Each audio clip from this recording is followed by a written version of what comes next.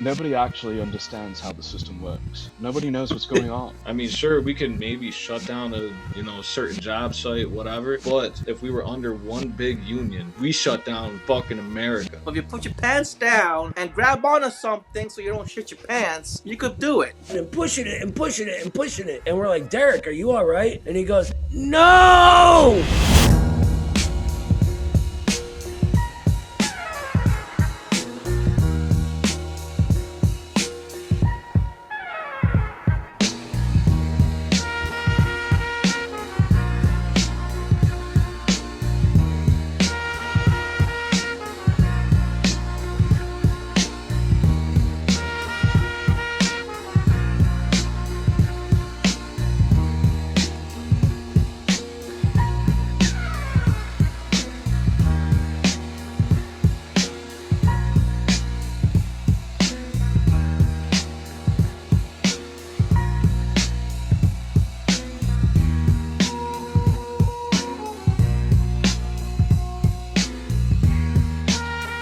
What's up, everybody? Welcome to the Making America podcast, the show where like 9 people watch 4 tradesmen talk shit and wonder whether or not Bill is gay. Honestly, it's been a minute since we did one of these, so we've had some time off, and I've taken some days off myself. I actually got laid off for a couple days last week, which sucked.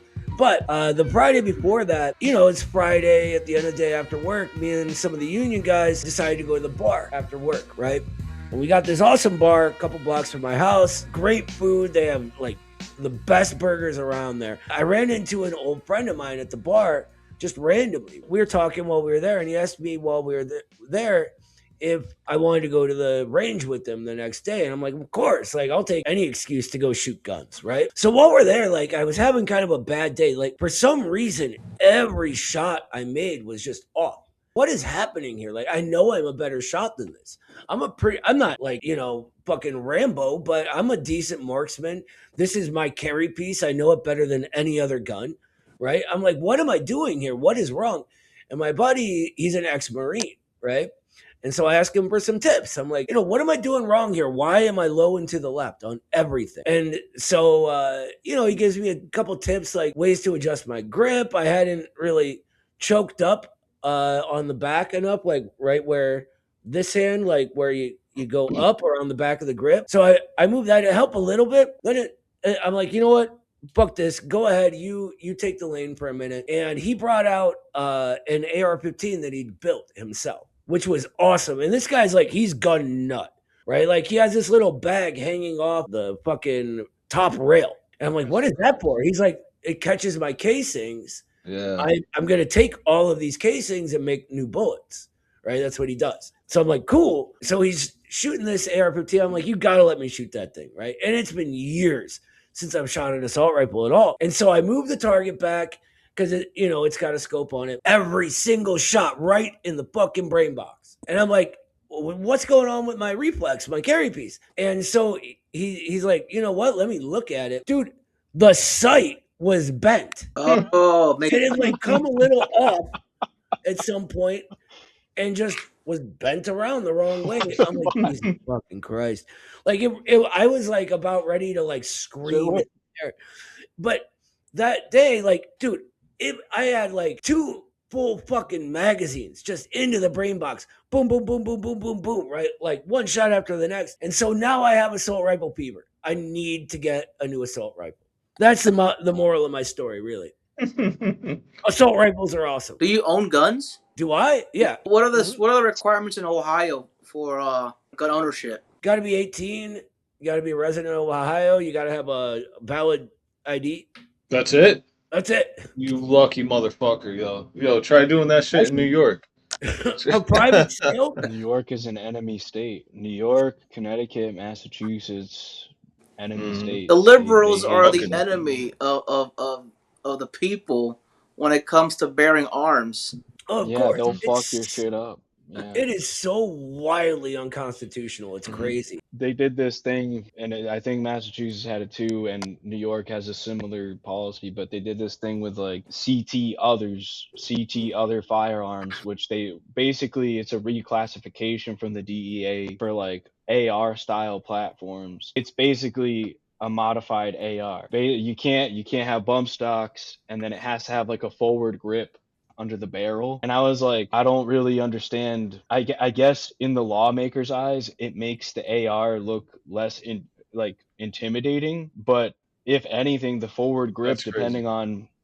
depending on what style of shooting you do, the forward grip is just more stabilizing and makes you more efficient. I prefer a forward grip, to tell you the truth. Yeah. No, Richie, like I could go today and buy a gun off someone and just show them my ID. And then the law is satisfied. We're good to go. He doesn't even need to remember my name. That's crazy. I can't even go get fucking ammo without sitting there for an hour and a half getting a background check. Well, here's the thing. So I get all my ammo from my gun guy who owns his own business, and he's actually one of the largest automatic weapons dealers in the country. But he's this really cool, really cool guy. And I go out to his house, and he sells ammo dirt cheap. Right? Like I'm talking like he makes like 4 cents on every box. I met him with actually the guy I was at the range with. Frank is his name. When we went to a gun show, you go to gun shows and you do gun show bingo, right? Like, oh, there's a neo-Nazi patch. There's a neo-Nazi patch and horrible BO. Like, you say my battleship type shit, right? So I met him there, and at a gun show, and for a lot of shit, you do have to fill out like this like background check, right? For dealers. And so I did that. Apparently, I have the same name and birth date as a felon. What a coincidence, Noah. I had to wait like 2 weeks, dude. And the same social security. And the same face. Security number. It's almost like Noah's a felon or something. Noah's a crazy criminal. Fucking weird. Man. That's fucking weird, dude. I got to see. Just when you think you know the man. Need one in Ohio. Because now I can skip that, right? Like I don't need to wait until they get my social security number. But crazy story, a while ago, I got a ticket for running a stop sign that I didn't fucking run. So I went to court to fight it, right? And when I get to court, this big building downtown called the Justice Center, right? I'd never been there before. So I asked one of the sheriffs, I'm like, where am I going? And he asked me my name, and he calls up. He goes, all right, take the elevator up to this floor, turn right, blah, blah, blah. So I go and I get there, and I notice as I'm sitting down that like this doesn't seem right. I walked into felony court without knowing it. And like these crimes, like they're crimes. They're not people fighting tickets, right? Like, there's a dude up there for like assaulting an old woman and crazy shit. So I try to leave, but 2 other sheriffs block me from leaving because this is felony court, right? And I had to prove that I was me and not this other guy with my name and birthday. That's hard to fucking do, man. And then they say, all right, Noah K, sexual abuse of a minor. Oh my god, bro, that's fucked. It was a long fucking day. I did beat the ticket though. Guys, just hit the like and subscribe buttons. It's not rocket surgery, okay? Come on, guys. Get it together. It's great Thank news. goodness Great. you At least you're beat the not ticket. in prison. I'll tell you my prison stories later. Oh man, that's good shit. That's good shit. Hey, hey, are you gonna tell us don't eat the payday bar under the pillow?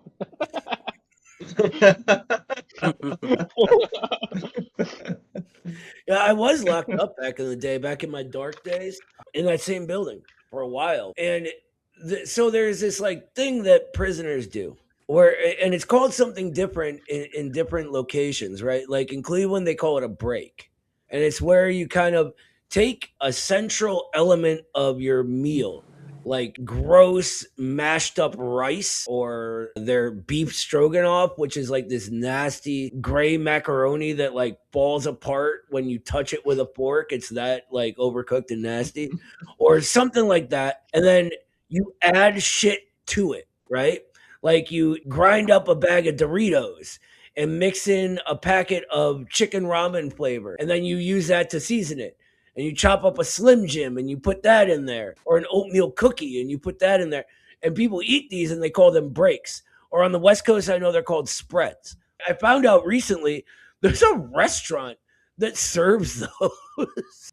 That's fucking like disgusting. who gets out of a prison and they're like, you know what I want more of? Disgusting prison food, doing the best I can with garbage. That's what I want. Overcooked hamburger helper with fucking ramen noodle shit on it. And it's not even like, it's like the grossest version of a hamburger helper you would ever see, right? It's like a like non-food gray color. And I'm not joking, the noodles, like they're just dude, so gross and overcooked and soft that they're basically mush. There, see, they got them in Massachusetts too. You gotta pay for it. Pay for prison food. Wild, dude. And look at these old people, like, oh, let's eat like prisoners. It's crazy. Yeah. Here, pull this up. It's like the synthetic Krabby Patty. You take a bite into it, and it's like gray slop that's like splooging out. It's like, what is this shit? What the fuck is this? Like, I shit you not. That is the color of what I was thinking of. I knew it, man. I wish I were exaggerating. I'm not, brother. The synthetic patty, bro. I finally found the same brand of corned beef hash that I used to have at my submarine. It was Hormel. Oh, Hormel's is good. I finally found dude, it. They make these like noodles and chicken meals that they look nasty, but they're so damn good, dude. It's bad. You know what I've been doing? You just reminded me of Richie. I take the Hormel's like Spam and I buy that in bulk, and I'll buy a bunch of like spicy noodles, like the Balduk like Korean noodles. I'll buy a bunch of that shit, and then I'll buy some scallions, and I'll buy like a fucking 36 pack of eggs, and I've just been like every day, like once a day, a bowl of ramen noodles with an egg, chopped scallions, and some butter pan fried or butter skillet fried like chopped Spam to like spread out. All you motherfuckers make over $30 an hour, and you guys are eating like fucking losers. That's what the fuck is this? Dude, it was like $120 for that. Spam, juice, scallions, and eggs and noodles was like $120. Justin, I feel like I need to make you like an actual meal. I feel so terrible for you. That's some fancy ramen stuff right there he's making. Yeah. I hit all my macros. Leave it to the Mexican immigrant to call it fancy, right? It is fancy, man. That's some truck stop food right there, man. When I was a kid, my dad loved Spam, dude. I don't know what it was. He just always wanted to eat Spam, and he would try to like trick my sister and me into eating it with him. Like he'd fry it up with eggs and be like, "Here, have some ham and eggs." And we'd be like, "Dad, it's fucking Spam, man. You can't trick us. What the fuck? Can't trick the kids." I'm kind of embarrassed to say this in front of the Asians behind the scenes, but I've never had Spam. I know the Asians are gonna fuck me up. Oh my god. I mean, you don't need it, but I wanted to say Noah's dad's definitely Filipino. Filipino breakfast. My dad is Argentinian, and he swears by Spam. And when I was younger, I used to hate it, but now that I got older, I think it was just the way that it was cooked when I was younger, like the way that other family members cooked it. But the way that my dad cooks it and the way that I cook it, I like it. So, and I eat it with everything now because it's just cheaper than having to buy like, I don't know, like steak is almost $50 if you buy it at certain grocery stores. Yeah, it's crazy. I can get it for half the price if I buy local. There's like Salem's Prime Cuts, and they have really good steak for half the price. And that's local like beef farms in Connecticut. But I don't always go there. So. Yo, Richie looks like he's asleep. So I have this application here that tells me the fuel price, the price of diesel across the entire country. And Pennsylvania is above $5.30. Jesus. Around Indiana. Let's see, Indiana. Same Dude, thing. everything's too goddamn expensive, man. And remember, everything you buy off the shelf has to be transported there by a truck. And the truck requires diesel. So when the price of diesel goes up, the price of everything else goes up. Let's see what California is. Oh my god, $7.29. Holy shit. Yeah, I've never seen prices like that before in my 10 years of driving. Oof, in San Diego, it is $8.19. And San Bernardino and Palm Springs, $8.09 a gallon. So yeah, inflation. Donald Trump came into office saying that he's going to reduce inflation. Well, he's not doing a good job at it. Can we talk about inflation for a minute? Yes, let's do it. Every president, every politician, all of them, they all say we're going to tackle inflation and blah, blah, blah. They can't, okay? Like, get it out of your head that someone talking a good game about how they're going to make your life better is actually going to do it. Think about when the last time that's actually happened is. Fucking never. Not in any of our lifetimes. And inflation specifically is built into the way the system itself functions. They cannot continue making profits the way they do without inflation because they do it based on creating new debt. Remember that like the ruling elites are all making their money from financial transactions, really, like asset price inflation scams and creation of new debts from the Federal Reserve. Whenever they do that, they devalue the money already in your bank account, right? So, they say we want, $100 billion to do this, this, and this, and this, right? So the Fed will put this into a commercial bank with a marker saying, we owe this much. Now think about who owns those banks, who's making that interest, right? It's the Morgan family, the Rothschild family, all the old evil people. Then once it's in that commercial bank, the commercial bank, due to a thing they call fractional reserve lending, is able to lend that out even though nothing's actually there other than an IOU, up to like, I think it's like they only need to keep 90% liquidity, right? So out of that 100 billion, they can lend out 90 billion. And it's all based on nothing anyway. But now they're creating 90 billion more. And the next bank has that 90 billion, right? They can lend out 90% of that, and on and on and on. So every time they do this, our money gets devalued. Now, if you have enough coming in to bridge that gap, you're making money, right? You're inflating the price of your asset, etc. But if you're just regular people, you get fucked.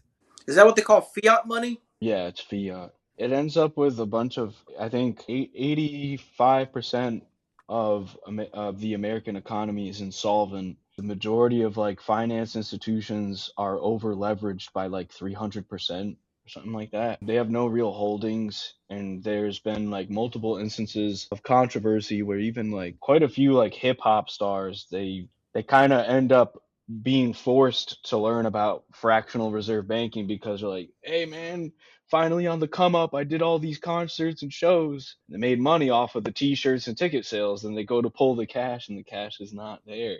And then they're like, what the fuck happened to my fucking money? I'm supposed to have over 500 grand. I toured for 3 years. Like, what the fuck, right?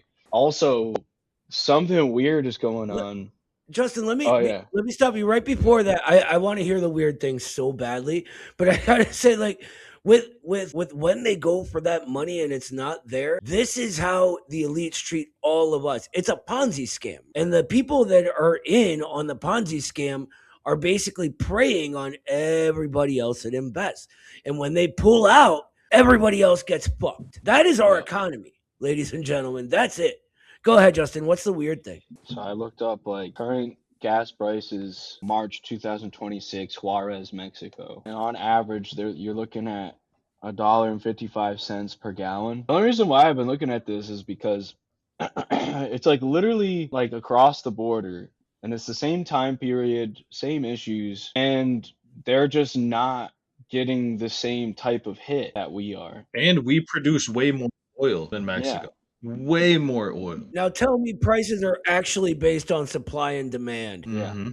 Exactly. Can I whine about something for a minute while we're on this? I got a couple of friends who are libertarians, and they are extra fucking irritating lately. Have you guys noticed? Like I They're feel like always that. Do you irritating. What are remember you when talking about? libertarianism was big? Maybe like 10 years ago. Yeah, I was about to Yeah. say like 2016, 17. Right, like it died out because it doesn't, at the end of the day, make a lot of sense. Like, sure, there's noble ideals like freedom, that's good, liberty, that's good, but like when it comes down to brass tacks, it's obsolete theories. I feel like there's been this like new push towards it, and I feel like, and you know, maybe I'm crazy, maybe I'm wearing a tinfoil hat, but this is what you see on social media now. You see like anarcho-capitalists and like random anti-communism and just dumb shit like guys, you don't understand, socialists don't believe in the ECP, they're idiots. And that's like my entire social media feed, and I'm like, what the fuck does this have to do with anything? I'm trying to look up Baldur's Gate 3 shit, man. But that's like all I see is these libertarians, and it's like suddenly being pushed, and I feel like it's being pushed because MAGA is done. MAGA's falling apart, dead, breaking apart. The Gaza genocide killed MAGA, really. And the fact that Trump is being revealed as part of the problem. So I feel like all these people are now trying to corral them into something that won't be dangerous the way MAGA was. Toothless fucking movement, yo. The Exactly. libertarians. Like They're MAGA absolutely was toothless. dangerous. Libertarianism has been around a long time and never done nothing. You know what I Right. mean? Especially when you talk about like this like extreme libertarianism, like von Mises shit. Like I've read some libertarians, like I can get down with some shit Hayek says, right? But von Mises and his like ECP, hey, you can't plan economies because of this ECP. Yes. I mean, which means economic calculation problem. It just doesn't take the real world into account. Our economy is planned right now. It's just stupid, and I'm sick of seeing it. God damn it. Sorry, Justin, go ahead. You want to know what gives the whole game away? This plays into, this is in some ways this is like the rhetorical overlap between like certain theorists. If you look at Curtis Yarvin and Nick Land in particular, especially, what ends up happening is that like, oh well, capitalism is just like the absolute peak of automation. Like capitalism is autonomous and it's like this runaway train that nobody knows how it works. And then you have Elon Musk going on an interview in public and he's sitting there and he's like, nobody actually understands how the system works. Nobody knows what's going on. How the fuck is that a satisfactory answer? How is anyone actually satisfied with that? We watched Donald Trump basically say, we're negotiating a peace any minute now, and then the stock market like skyrocketed up. Then he said, we're gonna bomb the shit out of Iran, we're gonna bomb the shit out of them. Then it fucking dropped. So then he just rug pulled the entire market. There's API like politician stock trackers. If the economy isn't controlled and we live under the free market and we live under free market capitalism, how is it that APIs are able to give you an 85% chance of getting a positive return by following Nancy Pelosi's stock holdings? That seems pretty fucking planned to me. Somebody knows something. Somebody knows what's going on. I feel like that the free market died in the 20th century at some point. It did. Well, you know what really killed it? It was the free market itself. Yes. I mean, Yes, what happened? exactly. Like, don't get me wrong. It got us some cool shit, right? All that competition in the beginning forced people to get better and better and better at building shit. But then people won those competitions. And how do they do that? They do that by swallowing up the competition. Think of it in terms of fish. If Richie's a bigger fish than me and he eats meat, he then gets me in size and gets that much bigger. Get a bigger market share. And then it's going to be easier for him to eat Justin, right? So he chomps Justin down, absorbs him, and he's even bigger. And then there's gay little Phil down there in his pink shirt. He's quaking in his boots. And he didn't think I was going to mention the pink shirt, but he was fucking wrong. And then Richie just destroys him, and we only got Richie left, right? A monopoly. And so we got this one guy. Now, how is he not going to prevent other fish coming into his fucking pond? Of course he is. Or he's going to allow them if they give him a cut. And that, my friends, is called financialization, right? There was this famous fucking merger back in the early 20th century, the Citigroup. Rockefeller-Morgan merger, Rockefeller, yep. right? It was the first financial entity that had a higher budget than the entire US Treasury. And higher by like, it controlled basically 70 to 80% of the entire market in the fucking country. Okay. And you're going to tell me it's not going to rig the game in its favor once it gets to the point where it makes the rules, everything goes through it. If you wanted steel, you came through them. If you wanted energy, you came through them, period. So you get little startups, a guy with like a brilliant idea for a new method of thermal cracking, let's say, which is part of the process of turning oil into gasoline. You get a guy, let's call him Fred. Fred has this brilliant method and he starts up a little company. And here comes Dave Rockefeller. And Rockefeller opens up his account book and he goes, hey, Fred, this is us. We want your company. Sell it or we will drive you out of business and buy the pieces. And so what does Fred do? Well, he does the only smart thing a guy could do during that era. He runs to the Soviet Union and sells it to Stalin, because that's what actually happened. Fred's last name was Koch. The Koch brothers, all of their money came from selling that thermal cracking method to Stalin. It's wild. It seems made up because it's that predictable. Competitions have winners. Winners don't want to have another competition. Not when it's life and death. Not when it's their fortune on the line. That's what happened. That's finance capital. Now, the other thing too is that like it's not a moral judgment to observe the tendency towards centralization. The whole point is that, okay, if everything has a tendency towards centralization, how do we become self-aware of that phenomena and guide it in a way that it remains productive towards the common people's own ends, right? Towards social ends.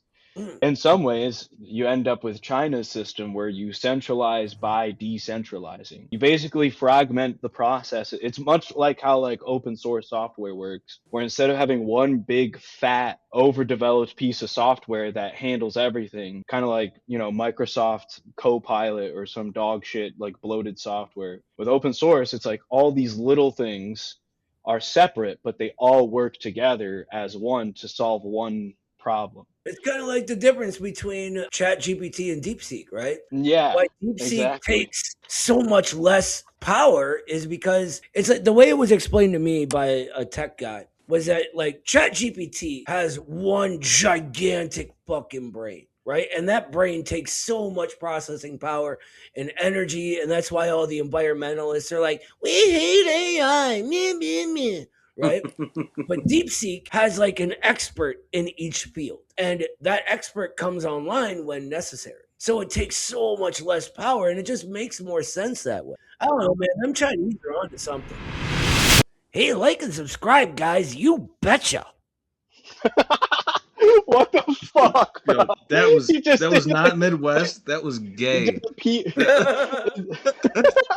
It's like Bob the Builder if he was from Michigan or some shit.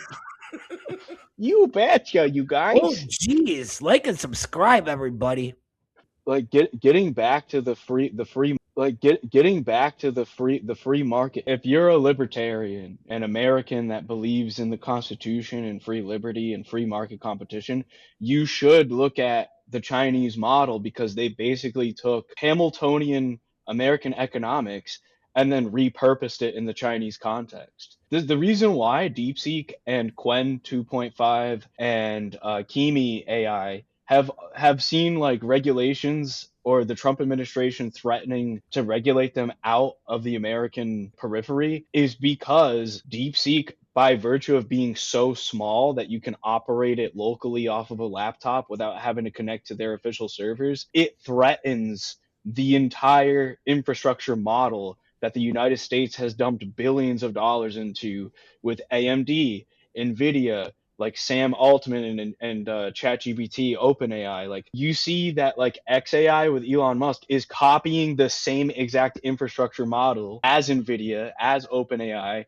where it's a giant, massive fucking warehouse. It takes up like vast amounts of clean water in order to cool down, which 85% of the water does not immediately cycle back into the system. It gets evaporated as steam. So you have to wait for the steam to cycle back into our environment through rain. So then like And people are like, oh, who cares about the evaporation and blah, blah, blah. It's like, well, if you're in a water scarce area and a ton of water resources that could have been used for a town or for a village or for a city, that is being now redirected towards a warehouse that has to cool down servers. Their entire infrastructure model is so wildly inefficient that DeepSeek threatens it. And then you also have to contend with the pairing of like photonic computing, like the company Light Matter is researching. If Light Matter succeeds in popularizing photonic computing, it blows up their entire fucking infrastructure model, and then billions of dollars of government contracts are going to be like burnt to cinders just by innovation.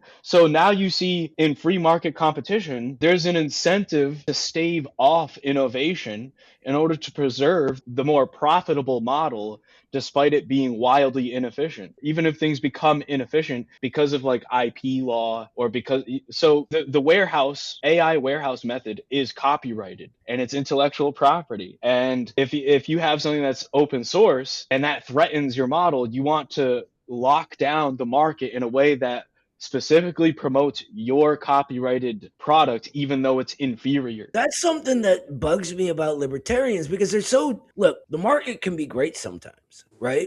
In certain ways, but they get like so dogmatic about it that it blinds them to the reality actually happening in front of their faces. Do you know how much better technology we could have that is just held back because it's not as profitable as the garbage we have now? Like, look at your phone battery. They're made to die after a certain amount of time, so you have to go buy a new one, right? Really? You could draw you could draw similarities to all forms of economics to the phone battery, where it's everything has a shelf life. You know what I'm saying? Like feudalism gave way to capitalism. Capitalism improved the lives of so many. It created the free markets, you know? But capitalism, just like feudalism, also has a shelf life. Therefore, right now, doing what we are doing, trying to hang on to capitalism by the very fucking hair of our nuts, you know, it's actually hindering the progress of humanity and technology. Therefore, it's time to move on to something else. There's no such thing too as pure capitalism, because if it was pure capitalism, it would be complete chaos and anarchy. Even here, it kind of was in the 1800s in the U.S. It was fucking nuts in the 1800s. It was the Wild West. Literally. Yeah, even here in the U.S., we have safeguards. People would just fucking shoot each other and take land and then build a railroad system on it. Like, right. What did they say? Like the 1870s or 80s was the high, like the peak of capitalism. Yeah, back then they used to have monopolies. It was like the well, and that's what I mean. I feel like libertarians just want to hang on to the word capitalism. It's nostalgia to them. It's like a safe word. For them, it's like bound up with who they are as American, and they want to be proud of where they live. But it's like at a certain point, you just got to open your eyes to the reality and go, look, it's run its course, brother. Right. Like, we need to move on to something new. It's like, I am probably the most patriotic guy you'll ever meet. I mean, I have an American flag right there. I'm drinking out of a U.S. Navy cup. Like, everything about me is America, right? I love my country. I love my home. But I can also see that communist China is doing way better than our country is right now. And I'm not going to blind myself to that fact simply because our system is called capitalism. I think that's naive and childish. And I talk to my libertarian buddies and I talk about China. I'm like, well, look at how good they're doing. And when I say that, they're like, yeah, but they're doing that well because of capitalism. And I'm like, okay, so we're just arguing over whether we use the word communism or capitalism. I don't give a fuck, you know, like, let's do their capitalism then. Let's try that kind, you know, like the kind we have apparently doesn't work. And then they're like, well, the US is actually failing because it's socialism. And I'm like, Jesus Christ. Okay, man, maybe you even have a point. It is, like we were saying, a planned economy, but planned by who and in whose interest? That's what matters to me.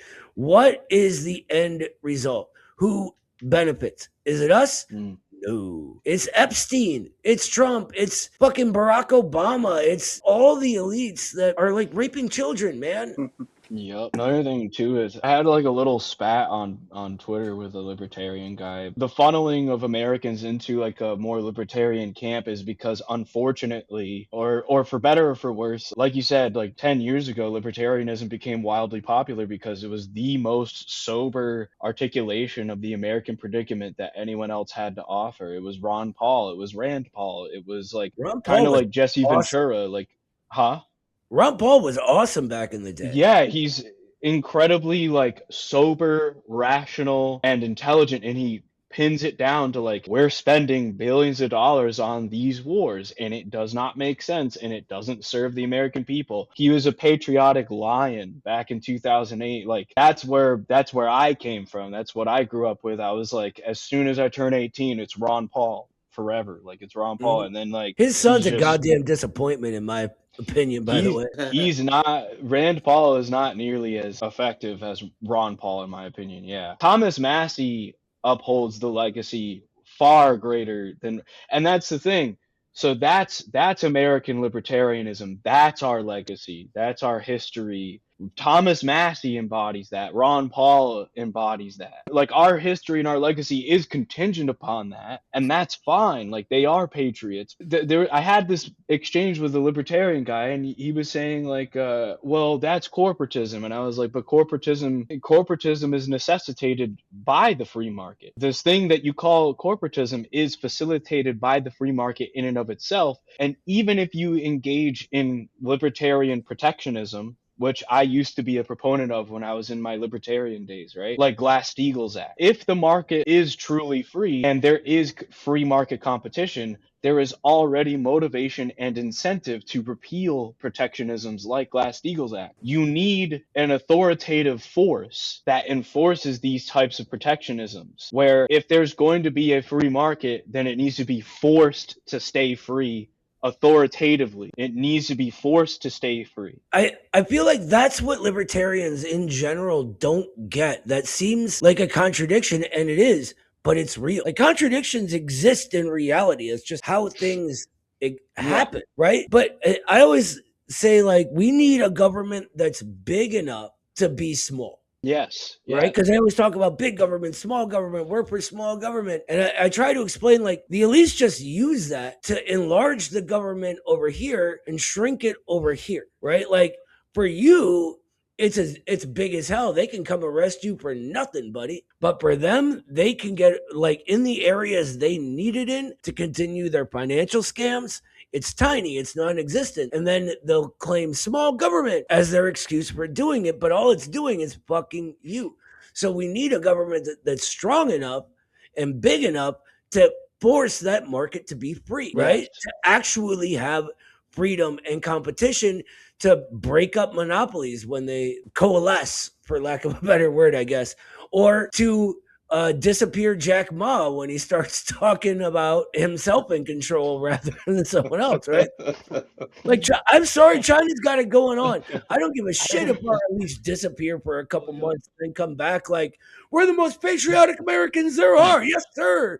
You know what I Well, mean? the, Like, the you're a reason grand China's got old it going flag. on, You're a high fly. What? the reason China's got it going on is because they had that fucking cultural revolution in China, right? That's The true. only way that that we can get rid of, these fucking monopolies and these, I call them faggots in power, the elites, is through revolution, right? And a post-revolutionary government has to be big, right? It has to be a fucking big government. It has to rule with that iron fist, that big swinging dick, fucking sweeping fucking money off the table everywhere. Every fucking Elon Musk, Jeff Bezos fucking table, And only after that, shit settles down. That is when we have the smallest government possible. It's ran by people like us, locally. The It just local needs to governments are what be matter. it needs to be very strong. It needs to be strong enough to enforce where enforcement is needed and Mm. lean enough to let people live their lives and breathe. Instead of having like I don't know, like ICE agents kick in someone's door because they thought they saw a brown guy through the window, like that's psychotic. Like we need like a lean and strong government, like a Bruce Lee fucking Enter the Dragon type of government. Well, they need to first start funding NLRB sufficiently enough to where you don't have to wait a year and a half for an election, and they also need to fund the FMCSA, which is the department that governs the trucking industry, because we have a bunch of chameleon carriers out here. One company gets shuts down, they just start another one with a new DOT number and a new name. Yeah. The rules and regulations is a joke. And when the elites, when these wealthy elites tell us that government is not the solution, it's the problem, what they're trying to say is that it's a problem for them Yeah. when they want to do whatever they want. So they're trying to convince us to think in their mindset. And they want us to believe that government is the problem and not the solution because they want to get away with whatever they want to do. But if we stood up for ourselves and says, no, your class position, you want the government to be small so you can just run amok and do whatever you want. That's what they really want to do. But it's got to be a government for the people and of the people. And it's got to be directly representing us, the working class, and not them. Look, I'm gonna be real with you, Richie. I have no faith whatsoever in the National Labor Relations Board. None. I feel like the whole thing's a fucking joke these days. Maybe I'm like getting like overly authoritarian and conservative in my old age, but No such thing, yeah. I want to smash that fucking department and rebuild it from the ground up. Well, it goes. I just read Eugene V. Debs' speech. It's titled "Revolutionary Unionism," right? And in the speech, it's in 1905. He's talking to the industrial workers, right? This is prior to his founding of the IWW. I'm pretty sure the industrial workers of the world. And he's giving a speech to industrial workers, trying to get them to unionize under one big fucking union. So he's talking to them and he's actually talking shit about craft and labor unions, about how their unions are dispersed, where there's, the concrete finishers union, there's the laborers union, there's the roofers union, the IBW, the CWA. There's all these fucking unions, Carpenters right? Union. On this, on the same exact job site, right? And he gives the example. He created the ARU, the American Railroad Union, and prior to that, he was in the Brotherhood of Locomotive Firemen. So when the locomotive firemen striked, they would bring in scabs, right? And then the engineers union would teach the fucking scabs how to do the locomotive fireman's job, Jesus right? Christ. It would completely make the entire strike obsolete, right? So he's telling the industrial workers that they need to, everyone within the commodity production process needs to be included under one big union rather than, separate unions, right? Because that is where power comes from for the working class. Our unions, the unions that we're in, we aren't shit individually. I mean, sure, we could maybe shut down a certain job site, whatever, but if we were under one big union, we shut down fucking America. You know We'd what I'm have saying? way more fucking leverage. We'd have Exactly. way more fucking leverage. It's so sad what happened to Debs' IWW, man. It's like it's no longer even a union. It's just like a group for fucking pink-haired leftists to complain about Yes. pronouns now. Right. Well, I'll tell you why. It's because all of our industry shipped out of fucking state. You know what I mean? We don't have any industry here. So that's dude. actually, I was explaining it to my coworkers. I'm like, Debs's vision, of the IWW, it's almost obsolete now. But the key It would concept need a of new it form. should be, yes, the key concept of it needs to be applied to the labor unions in America because that shit will never leave. Always going to need people to build. Drive. You understand? The majority of like popular unions in my region are the craft unions that I've interacted with. There's no generalized unions. So what you need is like some form of platform where we can bring all these craft unions together and have them organize amongst themselves and renegotiate the entire premise by which we have contracts. All of it needs to be completely redone in a way that we're not pile drivers that weld steel that gets driven into the ground aren't bickering with iron workers that set beams across, right? Like we're working with steel, we're welders, all right, like let's come up with a way to fucking make this happen in a way where everybody gets to eat and we're not bickering with each other in front of the primary contractor, right? We've been divided and conquered. Yeah.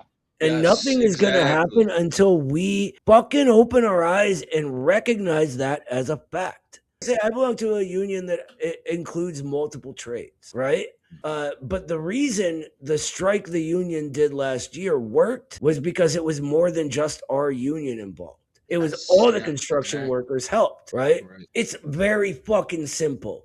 Our strength is in numbers and organization. We're not stupid people. We can reorganize the way shit works. We just don't because we have these entrenched bureaucrats a lot of the time, making millions off the guys in the field and buddying up to the fucking, not even the contractors, but the fucking real estate cartels hiring the contractors. You know, if you work for the union, it should be fucking against the bylaws to have friends in those cartels. And I'm saying cartel because it's scary and drug like, but that's exactly what they fucking That's are. Dude, exactly what they are, yo. there's, Wait, I got a dude, I question have before we so much continue. shit I could. Isn't the AFL-CIO supposed to be a big umbrella for all the unions? Yeah, It but was. Yeah. they got liberalized. They got Yes. heavily liberalized and they become toothless.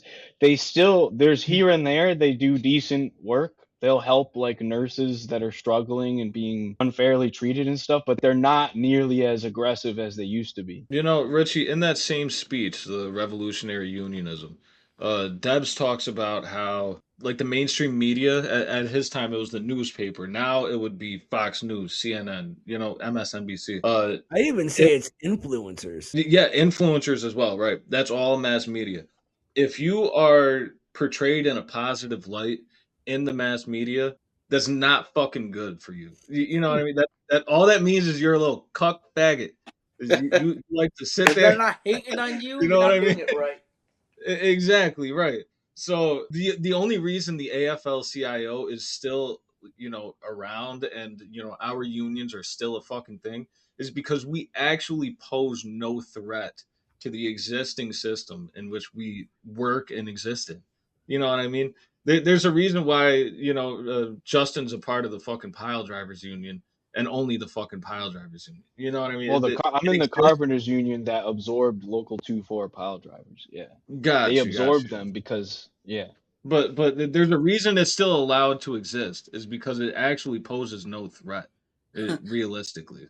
There's a reason why the vast majority of the drives to ports, they're not unionized, but they're not eligible to unionize because they're on the wrong side of antitrust and they're being disguised as independent Mhm. contractors. It's done by You know, design. But God forbid the IBEW and LIUNA, the laborers union, merge to form one big union. I mean, that's two huge unions, you know, two of the biggest that are merging, and all of a sudden we have so much fucking power. That you would know, be huge. it's That would be scary. What I don't understand is why is it that the West Coast has the ILWU, the dock workers over there have their own union, and then the dock workers on the East Coast and Gulf Coast are part of the ILA. Like it'll make sense for them to come together as one big union, but Mm. they split up in the years in the 30s. For whatever Probably reason, Harry co-ops by Bridge. feds. during Jim Crow, a lot of those were racial questions. Like this, Mm. what before there was the AFL-CIO, there was the AFL, the American Federation of Labor, and they were segregationist, right? So the old Communist Party got together and created basically the CIO, right? The Congress of Industrial Fuck, why do I not remember what the CIO stands for? Congress of I don't Industrial know either. Organization, yeah. Yeah, okay. Yeah, I was right. Sorry. Anyway, I think 9 of those 11 original unions were all red unions. Because the communists back then were like on the front lines of the civil rights struggle, right? Like they were like the guys that were like shouting for the death penalty for lynching and shit like that. So uh, they created basically a competing organization that allowed black workers in and therefore increased its membership and power like tenfold, man. And because of that, eventually they merged and there were, you know, the Red Scares, all the communists got kicked out and basically they lost their militants, right? And so over the years since then, it's just kind of gone downhill. But I think a lot of this, and this is what I wanted to get at a minute ago, is because back in the day, people weren't afraid to break the law, right? Like a lot of what went on, both on the boss's side and our side, was illegal as fuck. But these days, with the technology in law enforcement, that's a lot harder to do, man, right? Because, like, think about Richie's problem with the misclassification. Back in the day, they would have just said, well, you know what? Fuck you. We're going to unionize anyway. Yeah. Right? We're gonna block the ports anyways. Right. Now they'll just shut your truck down remotely. No, not even. They'll take you to court. And, you know, that's what happened out in the West Coast. A bunch of drivers went on strike in Oakland, California. And then the next thing you know, they're being summoned to court because of all types of antitrust violations and all types of weird laws that you and I haven't even heard of. You know. And that court will screw them because we're more precarious now than we were back then. Yeah. Right? Like one big fine, you're in debt for the rest of your life and you're fucked. That trucker's got to sell his truck. His livelihood's gone. His family can't eat. So guys are, like, correctly terrified to do it. Yeah. You know, like, we have to figure some fix for this where that kind of shit can still happen and they can't fight us with the law because, frankly, the law is what's broken us. It's against us, the working class. Of course. Yeah. I don't even know how to say subscribe in Spanish. Suscríbete al show de Haciendo América on YouTube. I don't know. It just sounds like Spanglish, but what kind of language is that? Come and subscribe, all right, guys? Come and subscribe to YouTube, to channel, and Making America great again. Gay. There's a turn of phrase that if it's illegality is only rests upon like a fine or a fee, then it's legal for those who can afford it. Yeah. Right? Yeah, yo, that's real shit. I never heard that before. Some of these companies, they get fined for union busting, and they just see it as a tax write-off. Cost of doing business. A cost of doing business. You know the guy I was talking about, my buddy that I went to the range with? He was telling me a story while we were there, actually, about when he first joined the union. And he went in and there was almost immediately a strike. So he was ready. Like, he grew up. His dad was actually one of the big shots in my union. This guy, like, he's kind of a legend in our union. I don't want to dox my buddy, so I won't say his name. But, like, his work is what made me switch careers and join this union instead, right? Like, that's what I wanted to do, right? But anyway, so my buddy is telling me, like, he was ready for this strike. They get to the picket line and he's like, let's go fuck some shit up. They got scabs in there. Let's take care of it. I got a fucking pipe wrench right in my bag. And like, immediately, one of the guys that worked for the union shows up, like the big shots, and a lawyer is like, do not break any laws. If we see you breaking laws, the union will not represent you. The union will not give you money. The union will not bail you out. The union will ignore you. And he's like, what the fuck? Because he's telling me these stories, like, he grew up riding around with his dad. And, like, if there was a strike on, they'd roll by. And, like, his dad was a shop guy. Like, he worked for the union. He was a big shot. Like, they'd roll by that construction site. He sees guys up on the scaffold. He'll go knock that scaffold down with a fucking bat, right? Like, he watched his dad do that shit. And so, like, that's the kind of shit that used to get done. But now, what happened to the union, right? Like, why are our lawyers not defending us? There's no teeth.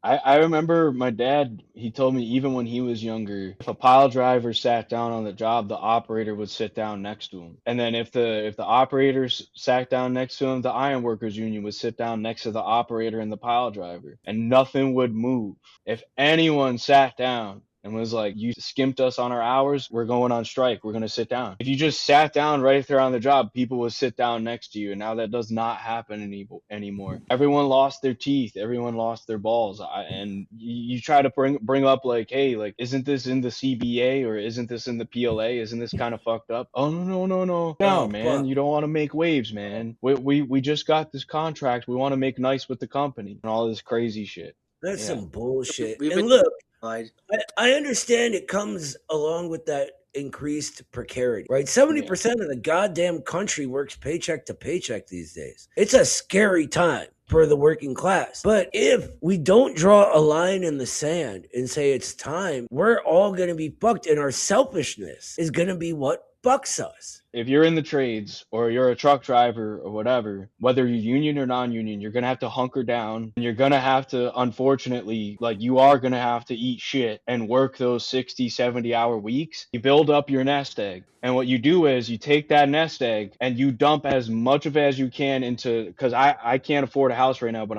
me and my brother are working on it. So what you do You buy is guns. you get your house, you get your land, you get your guns, and then with that land, as soon as feasibly possible, start growing your own fucking food. Start your own chicken eggs. Like, get your chickens, get your ducks in a row, literally in a row. Get your ducks in a row. Start getting your shit together. So and try to scale it up as high as possible so that when you and your boys are like, enough is enough, you can give pickled eggs to your boys in the union. When you're sitting there and you're like, fuck this. This is horrendous, abysmal dog shit, and I'm sick of eating it for behalf of the company. You have your own food, you have your own milk, you have your own water, right? You have your own land. This is another reason why, like, BlackRock and State Street and Bill Gates buying up all the land, buying up all the family housing. It's literally a protracted war against the working class. They're trying to get every means of resistance necessary that you could stage on your own and control it themselves before you could stage resistance. Yep, that's Gotta, completely correct. yeah. And what happens as they buy up all that land? You not only now don't have access to it, what's left is now priced out of your price range, right? You're priced out of it. This is why Trump is talking about you no longer have to prostrate yourself in front of the lords of finance for 35 years for a mortgage. Now it's going to be 50. Right. At that point, you might as well rent. Yeah. And then you're just And getting people voted for fucked that. by the landlord. People voted for Yeah. that, man. Yeah, even for 35 fucking years, you're still renting for 35 years ultimately because the bank owns your fucking house. So whether you take the interest rate on the chin directly by renting or take the interest rate on the chin by mortgaging, it's just that the interest is already baked in, so then the payment remains static after you agreed to a certain interest rate. You're getting hit with that interest rate regardless, and the coke-addled, like, fat fuck, like, demon fucks on Wall Street are still getting their ROI regardless. They're speculating on your property that you're paying a mortgage for. They get to have their money's going to collateral debt boomers obligations. anyways, Yeah, they're speculating on your property that you're supposed to own, and then when shit hits the fan on Wall Street, they expropriate the losses onto you. The American dream, stay in debt. Right. If you guys couldn't tell, we're big fans of the banks. Well, yo, let's change topics. Really Let's big touch on fans, this man. Iran war and Oh my god, dude. how fucking Trump is lying about casualty counts. 2 weeks You ago, guys see that? 2 weeks ago he said that this war will be over within 2 or 3 weeks. 2 weeks ago. And he just said that, he says every day he says the same thing. 2 or 3 weeks from now, 2 or 3 weeks from now. He's gonna keep saying that for two or 3 weeks into the future. Who believes a word that scumbag says anymore, man? People do. People still believe him, dude. There's out there. People, old people, boomers. I feel like nobody I talk to in real life is still with him. Like, nobody. Yeah. It's just social media. Like, I feel like they're not even real. Oh, they're all bots. People. Right. They're paid crisis actors. My favorite foreman, him and I talk about this shit all the time, every job. Very intelligent guy. Like, he knows what the fuck he's talking about. But the problem I had with him this whole time was he diehard fucking Trumper, dude. Like, everything that dude said, like, he was behind it. He's fucking, what, 44 years old or something. You know what I mean? What do you expect out of the guy? He watches Fox News. But dude, I'm this 44, asshole. Yeah, my point.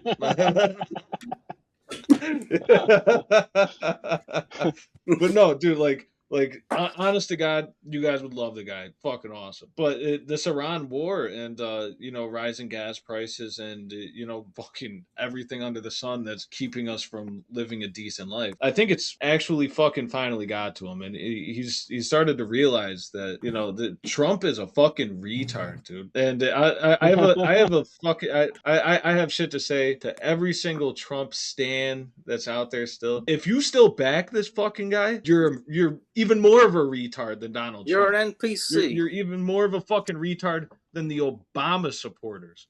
fuck you. Pull your head out of the sand, you know? Like, Look, you're an idiot. I will never, ever follow someone who claims to be my leader that shits their pants on national TV. Period. Period. Why would you want to follow him? Like that means that you're behind someone who's shit in their pants. Precisely, Justin. You're getting you're getting crop dusted by Duke Toots, man. I mean, dude, these are the same people that are like the Epstein deniers too, by the way. I don't know if you guys seen those guys. Or the people that are like, yeah, dude, Epstein was terrible. He supported the Democrats. Yeah. Like, dude, if you believe there's a difference between Democrat and Republican in 2026, you are too retarded to be alive. I'm so tired of the cope that like actually Epstein was all in on Republicans. Actually, Epstein was all in on the Democrats. You and it's like, come on, man. Right. Like, why are we still doing this shit?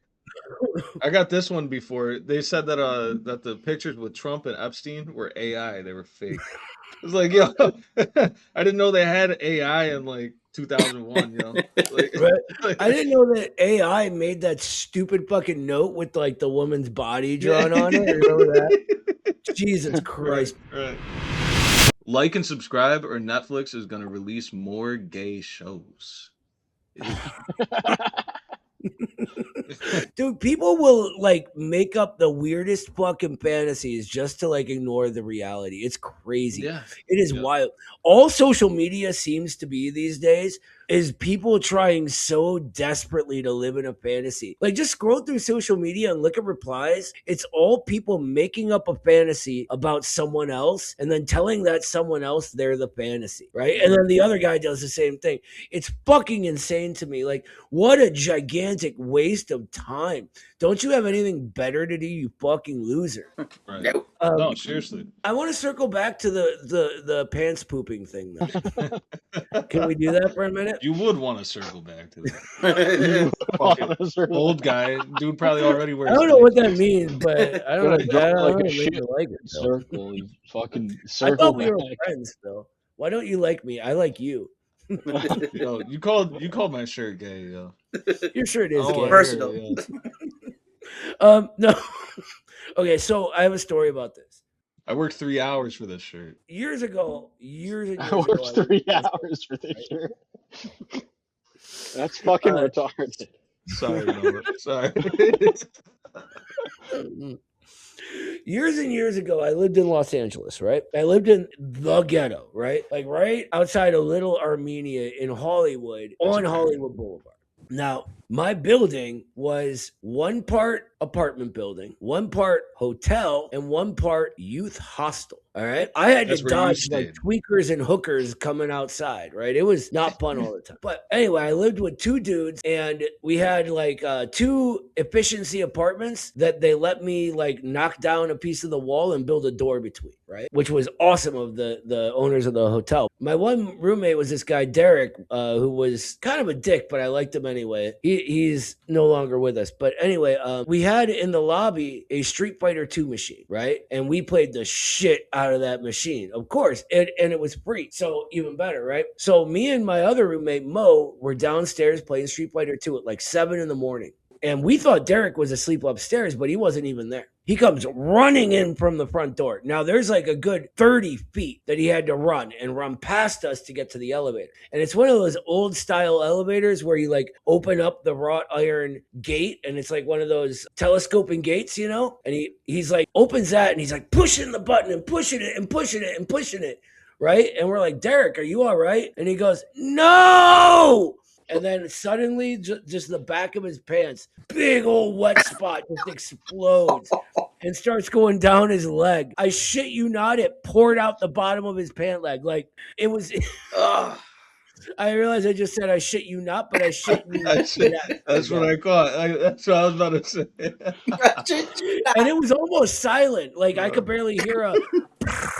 But the way the like wet spot just appeared was like magic, as if a wizard had casted a spell at it. And his shout of no, like he was answering us and saying no just to what was happening. One of the funniest moments of my life. I stop and I start laughing my ass off. I'm like, holy shit. And Mo's just beating my ass. Like, I'm like, Zangief, wait. No. Hey, yo, serious question, you guys. When's the last time you all shit your pants? We've all done it. Oh, Almost. come We've all done on. it. Or done it. I'm not gonna answer. Richie's like, come on, man. I'm not gonna answer I'm a that. trucker. Dude, I've heard so many stories from guys in the trades that are like, they're like, yeah, I had too many zins and I had too many zins of Red Bull and the caffeine and the nicotine just hit my bowels like a truck and it was 100 degrees out and sure enough. And I was like, what do you mean sure enough? And they were like, had to change my drawers, son. And I was like, you guys remember the guy, the foreman I used to work with back in the day, Mike, that never wanted to go home? Yep, yeah, I remember him. Yeah. So I fucking hated working for that guy, right? I one time left early because I couldn't take it anymore by telling him I'd shit my pants. I hadn't actually done it, but if you think about it, it's brilliant. He ain't gonna question that. Yeah. He's just gonna say, fucking gross, go home, man. Yeah. He's like, give me a spin. Dude, I want to see. you know what? I was like, I think I sharted, Mike. I gotta go, man. And I just got in my car and left. It worked. As long as it worked. That reminds me of like I was on like a huge job. I was on this job, the fucking state pier, to set up the giant windmills and shit. It's crazy. And there was dudes that like it'd be like 98 degrees out, and they'd be like, "Oh yeah, I'll be right back," and then they'll just take a 15-minute smoke break inside the porta potty because the safety guys, they would bitch if you smoked on the job. There was one old guy who was like, it was like 3 years before his retirement hit. The safety guy would come up and be like, hey, you can't smoke that on the job. Like, and he's like smoking a stogie while like lifting fucking 2x4s and shit. So then he'd be like, oh yeah, my bad. He would like take it down like this. And after the safety guy walked away, he'd put it back in his mouth and just start taking huge drags off of it. So, but there was this one time where like my kind of guy. there was this one time I went into one of the porta potties. It's like 98 degrees out, and somebody just like hot, runny, like melted, rusty peanut butter diarrhea, just like into the urinal of the porta potty. The urinal. Yeah, like a fucking animal, bro. Like an actual fucking like uncivilized critter. And I saw that and I was like, absolutely not. And I went to the next one as soon as I saw that. But then, so then while I'm taking a dump in the next one, I start like thinking, it gives me time to, and the math starts running through my head and I'm like, how the fuck? That means that they had to like angle the cheeks like towards the porta potty. Like you start doing the math in your head and you're like, why and how? Like that, and they have to like spread the cheeks open and angle it at the. Like, why? Way too much about that, Justin. No, I started thinking about it, and I was already the more you actually do the math in your head, the more you're like, why the fuck would you do that? Yo, but the problem is though is that none of you shitty pants boys answered my question. So I'll start. I'll start. All right. So I almost shit my pants probably every week. Every week I have a close call. Yo, someone clip that for Phil's wife, please. I wrestled for 15 years, you understand? I have a fucked up stomach. And you know, we do all we can, you know, we make good food here at home, homemade meals, good lunches to try and prevent that. But the last time I shit myself, I was probably like 19, 20, and I was around the corner from where I lived at the time in my buddy's house. So walk over there, we go get fucked up, you know, all night kind of thing. And I'd walk back home, stumble, crawl sometimes, and But the one night we were hanging out in his garage, and we had a lot of girls there. It was a great night, and I farted and I pooped. And you that went was home, the last though? time I shit my pants. So did you leave? Yeah. Did you leave, course, or did you fuck one of the girls? What was your excuse? We're not sticking around, and we don't tell those stories. What was your excuse? Look, I didn't answer your question because that hasn't happened since I was like 4, dude. Liar. You're a liar. You're 44 years old. There are truck drivers who have a bucket and trash bags in the truck, and what they'll do is they'll put a trash bag over the bucket, and go right there if there's no bathrooms available. That's what a lot of the I asbestos had a, guys do. You're I was stuck in doing containment. residential work for a minute, like maybe a couple of years out of my 13 years in the trade, and I had a buddy that I worked with, Ringo, and he would just shit everywhere and anywhere, dude. If he couldn't get to a bathroom, he had a 5-gallon bucket just like that. He would go shit No in the bucket and then fucking lit it way, back up. dude. Yo, No it's fucking way. He was just Yo, fucking it's so shit. Real shit. barbaric. Yo, I don't care fucking how long I'm doing asbestos, how long I'm stuck in containment for. You understand? I'm not shitting in a bag or a bucket, yo. Never happened. All right. It's disgusting. Best- It's terrible. Best part of any construction job you're ever on is once they turn those toilets on, man. Once that water's on, it's fucking over. Yes. Yes. We put those laborers to Never work understood. cleaning them shits. Unfortunately, I do all the demolition and fucking asbestos and shit, so I'm like the first Dude. one there. You know what I mean?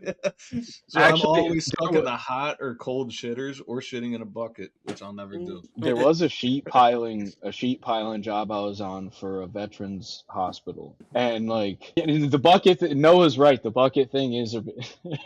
So I guess there was one morning. There's one morning where my foreman, like, he's like, "All right, we got to do a toolbox talk. We got to talk about etiquette, okay? I don't want to talk about this. This was brought to my attention against my will." He was like, Oh god. he was like, guys, you can't stand next to the crane and piss in a bucket, okay? There's someone in the hospital. One of the hospital patients is looking down on the job site and he sees you guys peeing in the bucket. And it's just gross, okay? You gotta go to the porta potty and use the porta potty, okay, guys? And then the next day, because the next day I find out it's the crane operator. The crane operator had a fucking bucket, it's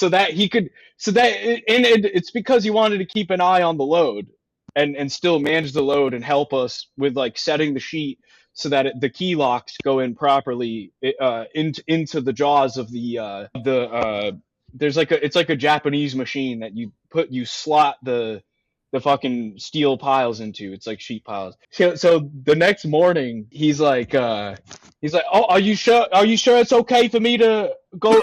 All right, we have to stop everything. Because I can't use my bucket. I have to walk all the way over there. I'm not allowed to use my bucket. Fine. Everyone watch me walk over to the porta potty. Everything has to stop now." Yo, a lot of those high-rise cranes. So mad about his piss bucket. And I was like, I didn't say anything. It's not me. I wasn't making you fucking. It's disgusting. You know what? A lot of there's an actual video that the Port Authority has of a guy went underneath his trailer and to take a shit because sometimes you're in the ports and you're not in an area where there's a bathroom close by. So this driver took a shit underneath his trailer, and Hold on, Richie. What is the how the fuck do you do that? Like under a trailer? Like how much clearance is there under a trailer? Gotta be like 3 feet. So like if you're crawling, if you're like if you're like hunched over, you could be underneath the trailer. That is such a funny image. if you're hunched over, you could do it like that. You could do it. It's uncomfortable, but if you put your pants down and grab onto something so you don't shit your pants, you could do it. And the Port Authority always uses that video against us. Like, you guys are a bunch of maniacs. You guys are uncivilized. How are you going to organize if you guys can't even take a shit in the bathroom? They always use it against us. I don't know why, dude. I think they hate us. The day I get the video of Richie crab walking underneath the trailer to take a shit. Yeah, man. It's a problem. Against us. It's not representative of all of us, okay? It's like people do that shit all the time. They'll use like one example of like a dude you never even fucking met and then like act like you're like that guy. Like that's the way the internet works too. Dude, when I first when I first got out of trade school and I was looking for jobs and shit, like I got a job through the temp agency for a tree removal company called Lucas Tree, and I was working with these guys, and I actually had to take a shit, but then I was like, dude, is there like a porta potty or something? I gotta take a serious shit. And then he was like, you smell those wood chips in the back of the truck? And then I was like, yeah, and he's like, all right, well, we could pull over on the side of the road and you can just pop a squat right there and get it out of your system. The wood chips will cover the smell. What the fuck? And then I was like, what do you mean? And he was like, if you have to go that bad, then you'll go on the wood chips. And he was exactly like this, like a fucking gerbil. He was like, we're not pulling over anywhere. We got to keep working. So you can take a shit on the wood chips. It smells good, man. It smells like pine. I would have smacked him in his fucking mouth. He was never fucking tell me you were gonna stop working, Justin. Yeah, they had me working like a hamster. They just needed to give me a wheel to run on. Fucking that's retarded. I make fun of like office working friends, or one of my best friends, believe it or not, was a barista for years, right? Like worked at Starbucks. And I used to fuck with him all the time and call him soft, you know? And like he would not shit in public, period. Like no public restroom, no porta john, nothing. Like he needed to shit in his toilet. And I would call him soft for that. But I gotta tell you, man, if my choices are hold it or pile of wood chips, I'm gonna hold it. I'll wait till I get home, I guess. Maybe I'm soft. I don't know. I got a picture I want to put up in the chat group. That's what does it say? No penguins? Hold on. No pooping. That's at the port. Pooping. That's at the port. That's at the port of New York, New Jersey. There's a porta john that says no pooping in it. No pooping. And I took a picture of it. I put it on Facebook and I said, "This is unacceptable. Boycott now." Did any of you guys catch the old man put on his glasses to read that?